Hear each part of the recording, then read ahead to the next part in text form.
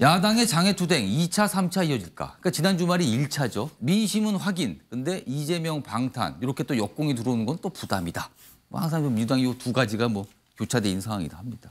자, 김경만 의원님. 네. 지난 주말에 저 대회 참석하셨습니까? 네, 그렇습니다. 갔다 오셨습니까? 네. 네. 그러면은 지금 전 분위기로 보면 1차를 한 거거든요. 그럼 주말마다 2차, 3차 계속 이어질 걸로 보십니까 지금요? 아직은 그거 판단할 수가 없고요. 예.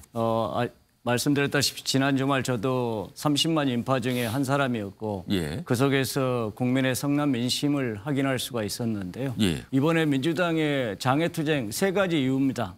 첫 번째 민생 경제 위기에 대해서 정부가 또는 대통령이 예. 좀 종합적인 대책을 마련하자.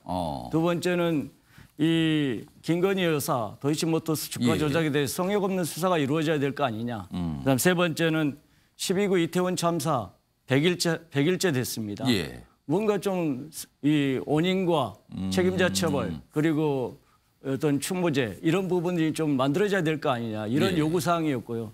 결국은 이제 민생 파탄 이 부분이 저희의 주안점인데 예. 이 부분이 어떻게 이제 정부가 대책을 마련하냐에 따라서 예. 그 부분이 2차, 3차로 이어지느냐 또는 여기서 종료되고 정말 우리가 국회의원으로서 본연의 역할인 원내에서 예를 대정부 질문이란 이런 쪽을 통해서 더욱더 그런 대책을 마련할 예. 것인가 이런 부분에 대한 갈림길이 정부와 여당에 있지 않는가 이렇게 생각을 합니다. 지난 주말에 이 행사에 대회에 민주당 소속 의원 90분 정도가 참석하셨거든요. 그러면은 네네. 90분을 빼면 민주당 의원 전체에서 70분 정도가 참여를 안 한 거예요. 상당히 숫자도 많거든요. 언론에서 또 그 부분도 봅니다. 생각보다 참석이 많지 않았네. 단일 대우를 외쳤는데 그렇게 많이 안 갔다. 이거 어떻게 보십니까? 이분들은 좀 망설이신 건가요?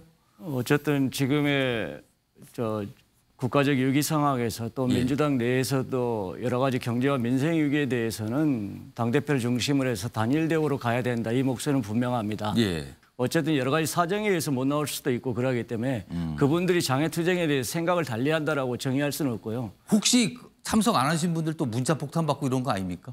그렇지는 않습니다. 예. 그건 어쨌든 우리 예. 당도 여러 가지 또 다양한 목소리 부분에 대해서 수용하면서 어떻게 하면 우리가 바람직한 방향으로 예. 이렇게 한 목소리를 가져가느냐 이런 것에 대한 과정이라고 이해하시면 될 것 같습니다. 알겠습니다.